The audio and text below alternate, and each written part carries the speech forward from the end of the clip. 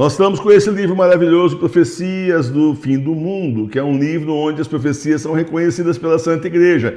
Diferente de um monte de profecia por aí fake ou demoníaca, né? A gente não sabe se os videntes estão enxergando alguma coisa, se estão é o demônio, porque está falando errado, ou estão enxergando só dinheiro na carteira, né? Então aqui não, aqui é reconhecido pela Santa Igreja Católica Apostólica Romana. O livro maravilhoso está na loja Sagrada Face, livro de cabeceira de todo católico, ainda mais nesses tempos que são os últimos, são os tempos do Apocalipse. Nós vamos entrar aqui numa beata que é muito querida nossa aqui, né? Ela vai falar para a gente, olha só, não recebem a comunhão, apenas pão. Esse é o título do capítulo, mas tem várias profecias da beata Ana Catarina Emérite. Então, profecias da beata Ana Catarina Emérite. Ela nasceu em 1774, portanto no século XVIII, e faleceu no ano 1824. Então, de 1774 a 1824. 13 de maio de 1820. Mais uma vez eu vi que a igreja de Pedro foi prejudicada por um plano desenvolvido pela seita secreta maçonaria, enquanto as tempestades a estavam danificando. Mas vi também que a ajuda estava chegando quando a angústia atingiu seu pico. Vi novamente a Santíssima Virgem subir sobre a igreja e espalhar seu manto sobre ela. Eu vi um Papa ao mesmo tempo gentil e muito firme. Esse aí é com certeza o Papa Bento XVI. Com certeza. E o Papa Bento XVI era de uma fineza que vocês não têm ideia. Só quem está assistindo os vídeos aí que está lá no canal São Bento XVI é que consegue entender assim a educação, uma pessoa fina, firme. Claro, o maior teólogo vivo, que sabia o certo e o errado, distinguir muito bem, que derrubou com argumentação teológica a teologia da condenação, mas uma pessoa muito gentil, uma pessoa assim fina mesmo. Vale a pena assistir os vídeos que está sendo colocado lá no nosso canal São Bento XVI no YouTube. Não só ele, está sendo colocado também outros papas, né? A nossa missionária digital aí, colocando também vídeo de outros papas, para você conhecer o que é a verdadeira igreja. Aí que você começa a assistir os nossos verdadeiros papas, você fala, que legal, e que diferença, né? A diferença é total, absurda, gritante, enfim, porque virou outra igreja, né? Mas quando é a igreja verdadeira com papas verdadeiros é muito diferente. Você percebe assistindo o Papa Leão XIII, né? Você percebe assistindo aí o Papa João Paulo II, você vê o Espírito Santo neles. Dá para sentir na filmagem, você fala, essa gente era santa mesmo, papas de Deus mesmo aí, com o Espírito Santo sobre eles. Diferente do que está lá agora, que não é papa, nunca foi, nunca será. Então veja bem, a situação é essa. Mais uma vez vi que a igreja de Pedro foi prejudicada por um plano desenvolvido pela maçonaria, enquanto as tempestades a estavam danificando. E a maçonaria, o plano dela é simples, o plano dela é destruir a igreja de dentro, e está conseguindo. Está faltando o que mais agora? Está faltando só juntar tudo, juntar a igreja bergoliana com as outras seitas, tudo aí na batuta do anticristo. Só está faltando isso, mas está sendo bem preparado exatamente para isso. E tem umas viagens que estão sendo feitas aí que são bem estranhas, né? Para lugares assim que você fala, mas por que está indo num lugar desse jeito? Falou que não ia na Argentina, que o João 24 que ia, não tinha saúde mais, e agora de repente está indo para não sei aonde, longe, não sei o quê. Tem que provar também que não está morrendo, senão o povo tira ele de lá, né? O próprio pessoal dele. Mas você está entendendo? Então, é assim, tipo, tá tudo muito estranho, tudo muito esquisito, tudo muito assim, sem explicação nos nossos olhos, mas não é os nossos olhos que tem que ter explicação, tem que ter explicação para a turma da sociedade secreta lá, que está comandando esse tipo de coisa. É aí os conluios que estão sendo feitos, inclusive aí com, note que viajando assim para lugares tem muitas outras religiões junto, então estão sendo feitos acordos aí, o anticristo está no mundo. É só o momento certo dele ser apresentado, se apresentar. Eu tenho aqui uma dúvida, né? Aí agora eu vou fazer uma parte, eu que estou falando, tá? Não é a igreja que está falando, nenhum vidente, porque não conhecia o que eu vou falar, né? Mas eu tenho, assim, uma dúvida. Será que nós chegamos até novembro sem uma nova pandemia? Será que nós chegamos até novembro sem estourar guerra em lugar nenhum? Porque vocês sabem que a guerra é suja. E vocês sabem que o Trump, ele, claro, está cotado para ganhar a eleição lá nos Estados Unidos. E a gente sabe que o outro lado não joga assim muito limpo. Da outra vez teve uma pandemia, teve uma série de denúncias, uma série de escândalos, uma série depois não é apurado nada, ficou por isso mesmo, mas assim, as denúncias teve, vá saber, né?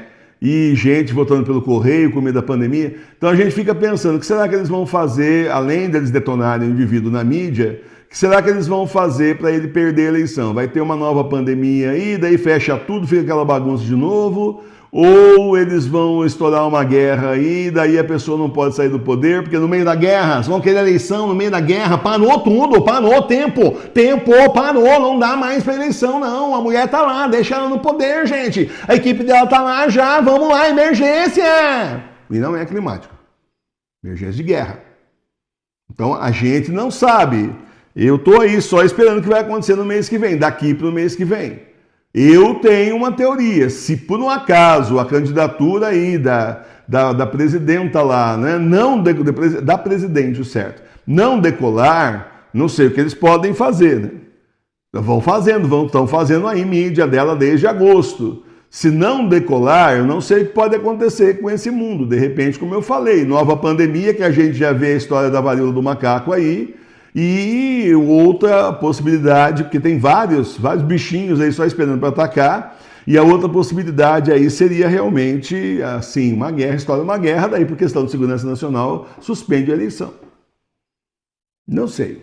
São só possibilidades, eu não estou nem falando que eu vi isso, tá? Eu tenho certeza, não, eu só estou assim conversando com vocês, fazendo uma análise política, para a gente ficar de olho no que está, não nos jornais e tal, mas muita oração, né? A gente ficar de olho na nossa vida espiritual, porque, se não me falha a memória, é a própria Ana Catarina Emmerich que disse, não é ela, é a Marie Julie, que disse que vai ser de uma hora para outra.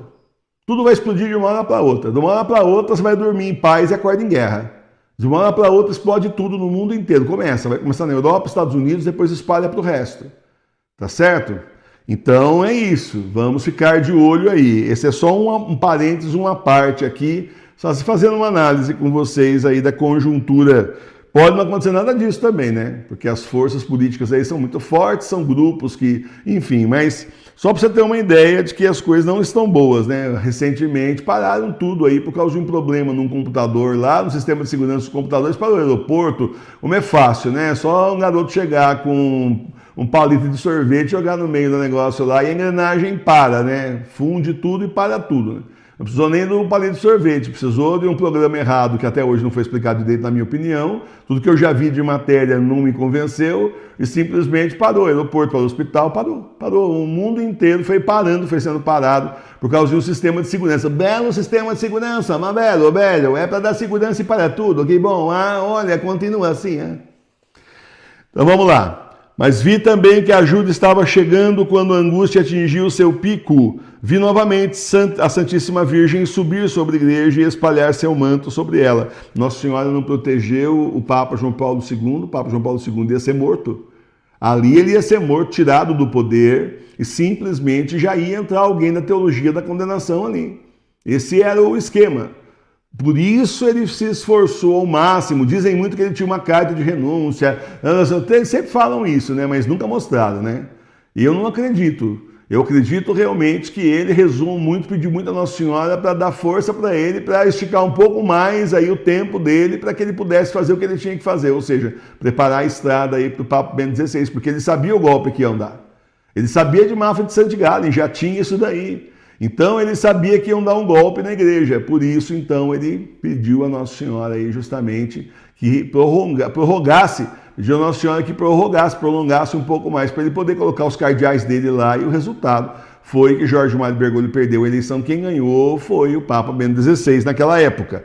Então, são aquelas coisas atrás do poder da maçonaria eclesiástica, unida aos globalistas, unida à nova ordem mundial e unida ao anticristo, claro. Julho de 1820, viu o Santo Padre cercado de traidores e muito angustiado com a igreja. Olha o Papa Bento XVI aí, né? Ele teve visões e aparições em sua hora de maior necessidade. Vi muitos bons e piedosos bispos, mas eles eram fracos e vacilantes. Sua covardia muitas vezes vencia e eles nada diziam. Então eu vi a escuridão se espalhando e as pessoas não mais buscando a verdadeira igreja. Nós podemos fazer uma leitura aqui. Viu o Santo Padre cercado de traidores e angustiado com a igreja? Esse pode ser, inclusive, o Papa João Paulo II. Pode ser, sim, o Papa João Paulo II, que estava lutando contra as forças ocultas aí dentro da própria igreja.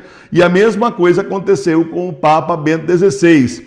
Ele teve visões e aparições na hora da sua maior necessidade. Sabia que o Papa João Paulo II, a gente sabe que ele tinha visão. Inclusive a invasão muçulmana na Europa, ele viu. Ele viu e comentou com um cardeal mais próximo dele, numa viagem de férias lá que ele fez, com a garotada, a juventude, né? Gostava de levar a juventude lá para falar do evangelho e tudo mais, aquele jeito que ele tinha de quando era padre, né? E ele teve essa visão de hordas de imigrantes muçulmanos invadindo então aí a Europa, assim, filas e mais filas. E eu vi uma imagem exatamente dessa, até fiz um vídeo falando, aconteceu exatamente o que ele viu que ia acontecer. Mas assim, enorme, um mar de gente. Andando ordeiramente, mas chegando na divisa do país lá e querendo entrar, certo? Vi muitos bons e piedosos bispos. Hoje em dia está mais difícil, né? Hoje em dia esses bons e piedosos bispos já morreram, né? Então isso aqui já é um pouquinho antes, porque simplesmente o que a gente está vendo aí é a igreja tomada pela esquerda mesmo. E na época do João Paulo II, até no começo do Bento XVI, pode ser que ainda tivéssemos bons e piedosos bispos. Mas eles eram fracos e vacilantes. Sua covardia muitas vezes vencia e eles nada diziam. Professor Emílio, o senhor, professor Emílio, é teórico da conspiração, professor Emílio. O senhor sempre fica falando, só o senhor está certo, né? Só o senhor fala essas coisas, professor. Já reparou? Ninguém mais fala nada disso. Por que o cardeal não fala, o bispo não fala, os padres não falam, professor? O senhor deve estar errado, o senhor com certeza está errado. O senhor fica imaginando coisas, só quer visualização, professor. Deixa de ser teórico da conspiração. Já li isso aqui um monte de vezes na TV Nossa Senhora de Fátima. Um monte de vezes. Me criticando pelas coisas que a gente fala aqui. Depois, quando acontece, um ou outro tem a humildade de aparecer lá e dizer, o senhor estava certo. A grande maioria desaparece. Escafedeu-se, né? Desaparece, some e simplesmente não vem dar razão. Mas quantas vezes o que eu falei aqui já aconteceu e simplesmente as pessoas aí não falam nada. Então, meus irmãos e minhas irmãs, a coisa não funciona assim. Nós estamos com uma igreja invadida maciçamente desde a década de 30. Maciçamente, desde quando a Bela Dodge, aquela espiã russa, e mais um monte de outros espiões russos, eu não acho que é só ela sozinha colocou mais de 1000 seminaristas comunistas dentro dos seminários nos Estados Unidos. É claro que isso aí foi realmente uma coisa de choque, né? Um tratamento de choque, uma invasão em massa que aconteceu pela porta da frente em todos os países, óbvio, a gente está vendo o resultado. Agora, por que eles não falam? Porque fazem parte do esquema. Os bonzinhos e covardes aqui já são aposentados, se é que ainda tem algum bonzinho aí covarde vivo, e o resto simplesmente ganhou, porque no silêncio dos bons, os maus tripudiaram, fizeram o que quiseram, fizeram a feira, né? Vieram e colheram, né? Simplesmente colheram a igreja para eles, invadiram, tomaram a igreja, agora é a igreja da Pátria Mama, da Mãe Terra, da deusa Gaia. Inclusive hoje pareceu uma propaganda para mim de uma série que sei lá quem que está fazendo aí da deusa Gaia. Vocês pensam que esses caras estão brincando? Eles continuam trabalhando com aquele famigerado, aquela liturgia ecoamazônica. Eles continuam trabalhando com esse troço aí de Pátria Mama, de Mãe Terra, de ecologia, gente. Eles não desistem, não. Turminha lá na Amazônia, lá, eles estão incumbidos por Jorge Mário Bergoglio de fazer uma liturgia própria, ecológica. Olha que legal. Em vez de ser divina para Deus, mas já tinha também. É só pegar o missal de 47, que estava louco de mão, né? Então, que é o que nós usamos aqui. Então, você está entendendo a problemática? Não falam porque são covardes, muitas vezes a covardia é vencida, eles nada diziam. Agora já não precisa falar mais nada também, porque já foi, já tomaram o poder, já era. Quando tinham que falar, não falaram, tá certo? Quando tinham que dizer, não diziam. Mas o medo de perder o conforto, as benesses, o medo de perder aí o seu cargo, o medo de perder as mordomias foi grande demais e eu tenho que ver o meu lado, você não está entendendo, eu tenho que ver o meu lado, que isso? Não é assim, todo mundo vê o seu lado, eu tenho que ver o meu lado também. Eu não vejo o meu lado, eu vejo o lado da igreja. Quem é igreja de verdade vê o lado da igreja, não vê o seu lado. O Senhor não viu o lado dele, o Senhor viu o lado da igreja. O Senhor viu o lado da nossa salvação, Ele não pensou nele, Ele pensou em nós. E como é que nós, que nos dizemos cristãos, católicos, apostólicos, romanos, seguidores do nosso Senhor Jesus Cristo, vamos fazer o contrário? Vamos pensar na nossa vida da terra, ao invés de pensar na vida eterna, na igreja, na nossa missão? É isso? Aí sim, não é só ser covarde, é ser vendido também, né? Então eu vi a escuridão se espalhando e as pessoas não mais buscando a verdadeira igreja. Isso eu conheço.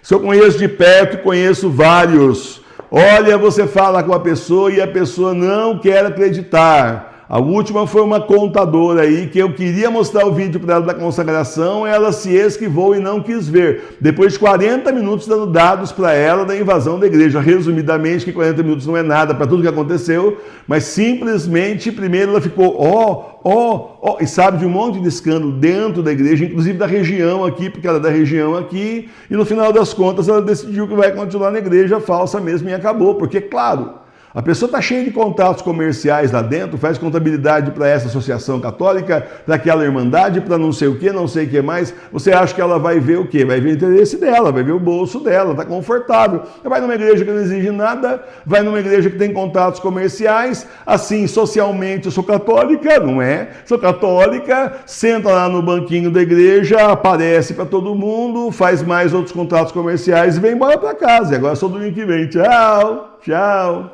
É isso. Então, esse tipo de gente não procura a mesma igreja verdadeira. Eles procuram a falsa igreja, a igreja bergoliana, onde tudo é permitido, tudo convém. Vai embora, vai embora. Jesus já pagou pelos seus pecados na cruz, você sabe disso, cai fora. Tchau. Isso é um padre falando isso para mim, entre aspas. Um padre falando isso para mim de uma das últimas vezes que eu fui em confissão. E não era nem um cara daqui, era de São Paulo. Inclusive de uma congregação de padres, entre aspas, né? De uma congregação de padres, entre aspas, de São Paulo, que veio aqui fazer missão, na época da eleição presidencial lá atrás. Né? Então, não dessa eleição agora, da outra. Né? Então, conclusão da história, já viu o tipo de missão que ele veio fazer aqui. Né? Dizem que quando chegava ali na igreja matriz, o Papa era bonitinho, porque todo mundo, né, classe média alta da cidade, aquela coisa toda. Quando ia para as vilas era comunismo, mas era aquela homilia vermelha que nem a bandeira do PT. Aquela coisa vermelha igual a bandeira comunista. Então é isso, meus irmãos. Nós estamos nesses tempos, os tempos que as profecias estão acontecendo.